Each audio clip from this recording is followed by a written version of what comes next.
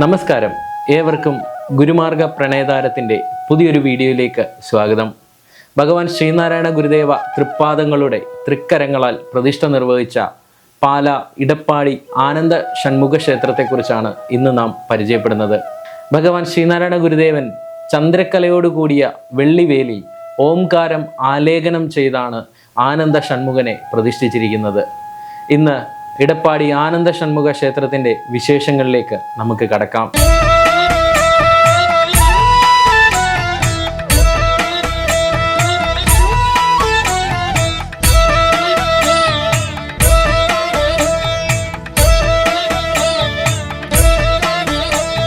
ശാന്തം ശംഭുതനൂജം സത്യമനാധാരം ജഗദാധാരം ജ്ഞാതൃജ്ഞാനനിരന്തരലോകഗുണാതീതം ഗുരുണാതീതം വല്ലീ വത്സലഭൃംഗാരണ്യകതാരുണ്യം വരകാരുണ്യം സേനാസാരമുദാരം പ്രണമത ദേവേശം ഗുഹമാവേശം.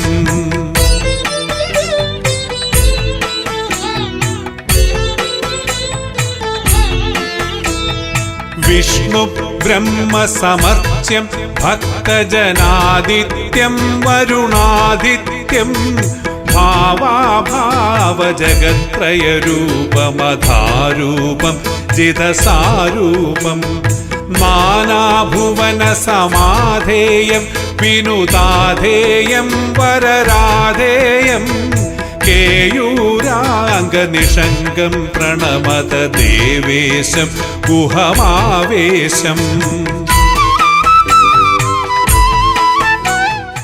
പ്രിയ പ്രേക്ഷകർക്ക് ഗുരുപദം ടി വിയിലേക്ക് സ്വാഗതം. ഗുരുമാർഗ പ്രണയതാരം എന്ന പേരിൽ നാം മഹാഗുരുവിൻ്റെ പാദങ്ങൾ പൊതിഞ്ഞ മണ്ണിലൂടെ നടത്തുന്ന ഈ പ്രയാണം ഇപ്പോൾ എത്തി നിൽക്കുന്നത് പാല ഇടപ്പാടി ആനന്ദ ഷൺമുഖ ക്ഷേത്രത്തിൻ്റെ പരിപാവനമായ സന്നിധിയിലാണ്. 1927 ജൂൺ മാസം 6-ാം തീയതി ഭഗവാൻ തൃക്കരങ്ങളാൽ വേൽ പ്രതിഷ്ഠിച്ച പ്രൗഢ ഗംഭീരമായ സുബ്രഹ്മണ്യ സ്വാമി ക്ഷേത്രമാണ് ഇടപ്പാടി ആനന്ദ ഷൺമുഖം.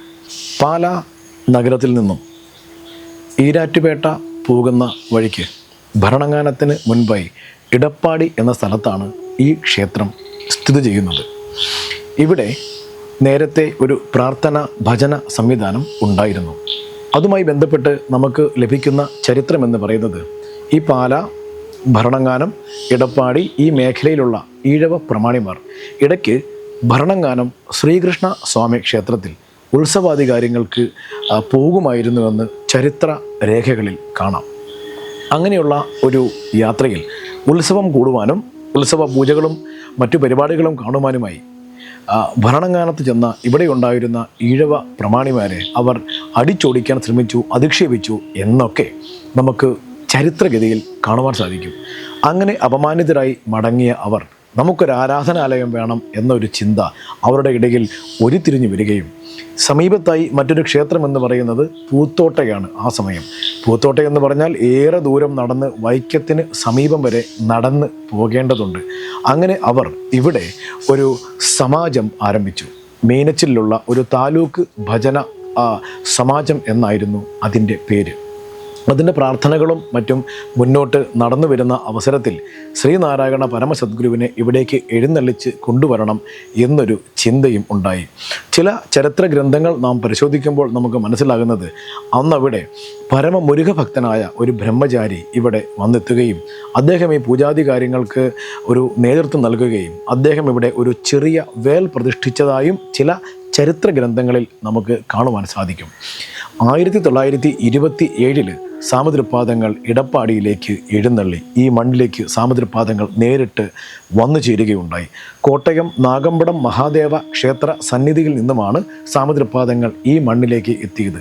സാമതൃപാദങ്ങളോടൊപ്പം ധർമ്മതീർത്ഥ സ്വാമികൾ, നരസിംഹസ്വാമികൾ തുടങ്ങിയ മഹാഗുരുവിൻ്റെ മഹാരഥന്മാരായ സന്യസ്ത ശിഷ്യന്മാർ, ഒപ്പം കൊപ്രത്ത് നമ്പൂതിരി, KR നാരായണൻ, SNDP യോഗത്തിൻ്റെ പിൽക്കാല നേതാവൊക്കെ ആയിരുന്ന KR നാരായണൻ അടക്കമുള്ള ആളുകൾ ഉണ്ടായിരുന്നു എന്ന് നമുക്ക് ചരിത്രഗതിയിൽ കാണാം. ഇവിടെ എത്തി ഭഗവാൻ ശ്രീനാരായണ സദ്ഗുരു താമതൃപ്പാദങ്ങൾ ഇവിടേക്ക് വരുന്ന വഴിക്ക് ആണ് ചേർപ്പങ്കിൽ നിന്നും കഴിവംകുളത്ത് പോവുകയും അവിടെ 2 ദിവസം താമസിച്ചതുമൊക്കെ ചരിത്രഗതിയിൽ ഉള്ളതാണ്. അതിനുശേഷം ഭഗവാൻ ഈ ഇടപ്പാടിയിലേക്ക് വരുന്നു. ഇവിടെ എത്തുമ്പോഴാണ് വളരെ നേരത്തെ തന്നെ ഈ രീതിയിലുള്ള ഒരു സമാജം ഇവിടെ ഉണ്ടായിരുന്നതായി തൃപ്പാദങ്ങൾ അറിയുന്നതും. തൃപ്പാദങ്ങൾ തൃക്കരങ്ങൾ കൊണ്ട് അവർക്ക് ഒരു ആശംസ സന്ദേശം എഴുതി കൊടുക്കുന്നുമുണ്ട്. ഓം, അതിങ്ങനെയാണ് ആരംഭിക്കുന്നത്. ഓം. മീനച്ചിൽ താലൂക്കിൽ വളരെ മുൻപേ തന്നെ ഇത്തരത്തിൽ ഒരു ഭജന സമാജം ഉണ്ടായിരുന്നു എന്ന വിവരം നമുക്ക് അറിയില്ലായിരുന്നു. ഈ ഭജന സമാജത്തിന് എല്ലാ ആശംസകളും നാം നേരുകയാണ് എന്ന് പറഞ്ഞുകൊണ്ട് ഭഗവാൻ ഒരു സന്ദേശം തൃക്കരങ്ങൾ കൊണ്ട് എഴുതി കൊടുത്തത് നിധി പോലെയാണ് അവർ ഇന്നും അതിനെ പരിപാലിക്കുന്നത്, അതിനെ അഭിമാനത്തോടു കൂടി ആ ആശംസയെ ഓർക്കുന്നതും. സാമതൃപ്പാദങ്ങൾ ഇവിടെ 1-2 ദിവസം വിശ്രമിച്ചതായി നമുക്ക് ചരിത്രഗതിയിൽ കാണാം.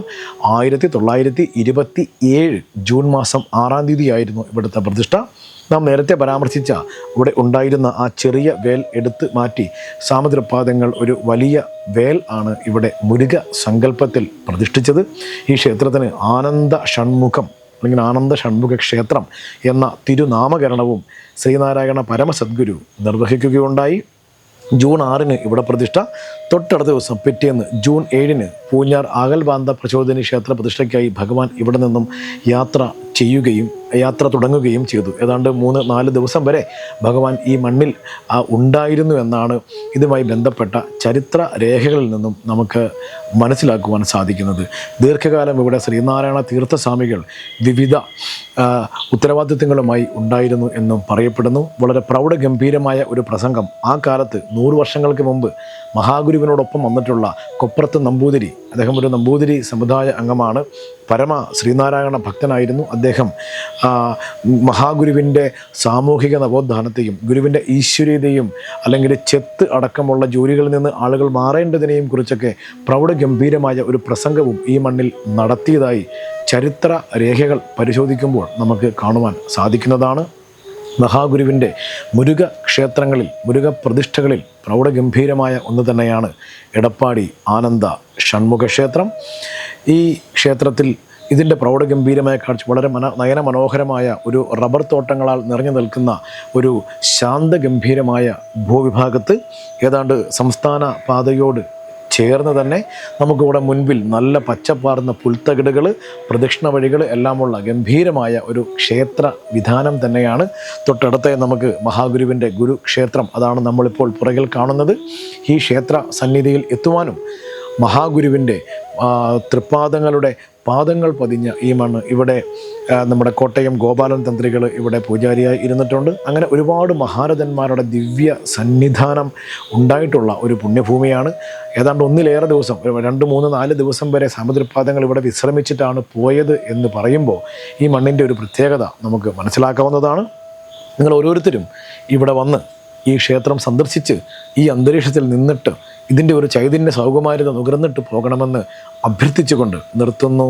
നന്ദി, നമസ്കാരം. സ്കന്ദം കുങ്കുമവർണം സ്പന്ദമുദാനന്ദം പരമാനന്ദം ജ്യോതിസ്തോമനിരന്തരരമ്യമഹസാമ്യം മനസായാമ്യം മായാശൃംഖലബന്ധവിഹീനമനാദീനം പരമാദീനം ശോകാപേതമുദാന്തം പ്രണമത ദേവേശം ഗുഹമാവേശം.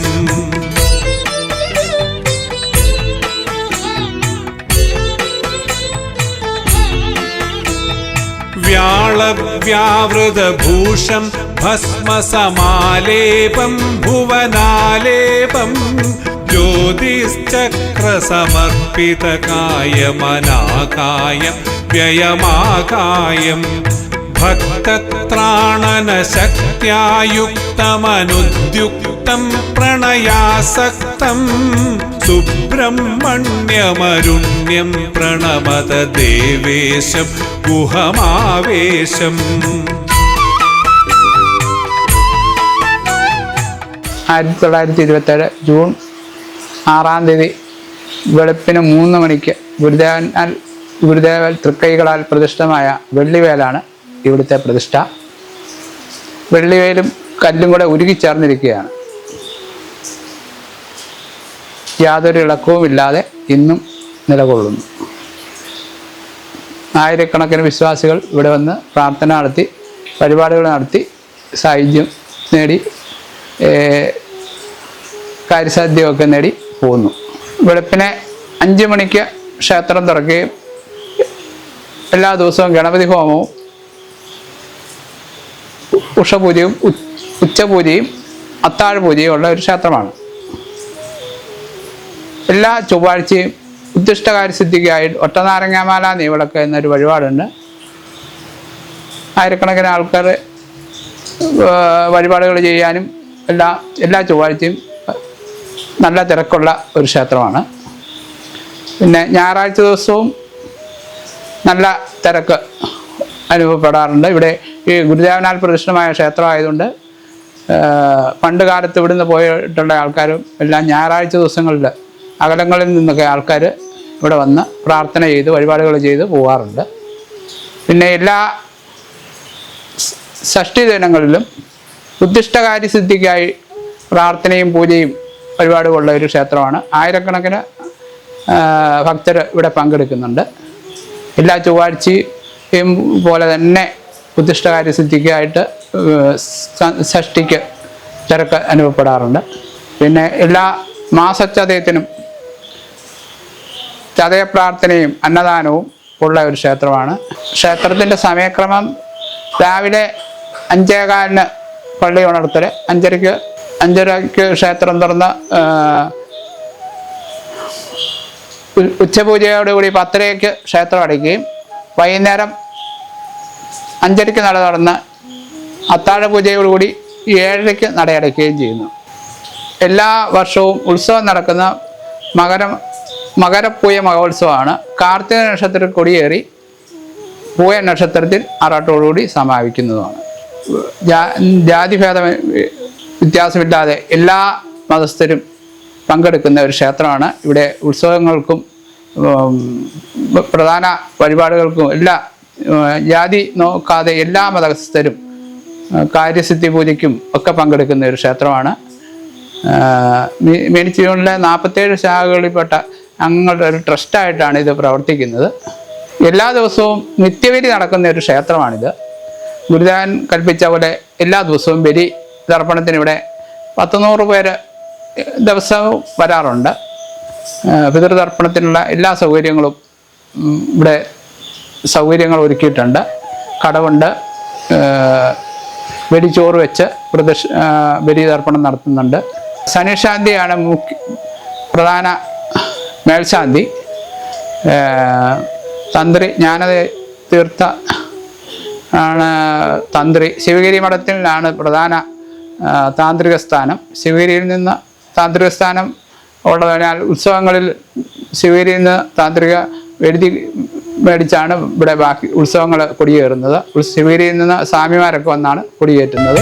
ശ്രീമത് സുന്ദരകായം ശിഷ്ടജനാസേവ്യം സുജടാസേവ്യം സേവാതുഷ്ടസമർപ്പിതസൂത്രമഹാസത്രം നിജഷഡ്വത്രം പ്രത്യർത്ഥാനദപാദസരോരുഹമാവാഹം ഭവഭീതാഹം നാനായോനിമയോനിം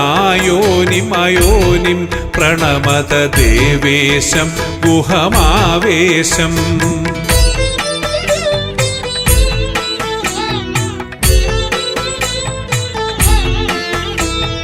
മാന്യം മുനിഭിരമാന്യം മഞ്ജുജടാസർപ്പം ജിതകന്ദർപ്പം ആകൽപാമൃതതരളതരംഗമനാസംഗം സകലാസംഗം ഭാസാഹ്യധരിതഭാസ്വന്തം ഭവികസ്വാന്തം ജിതഭീസ്വാന്തം കാമം കാമനികാമം പ്രണമത ദേവേശം ഗുഹമാവേശം.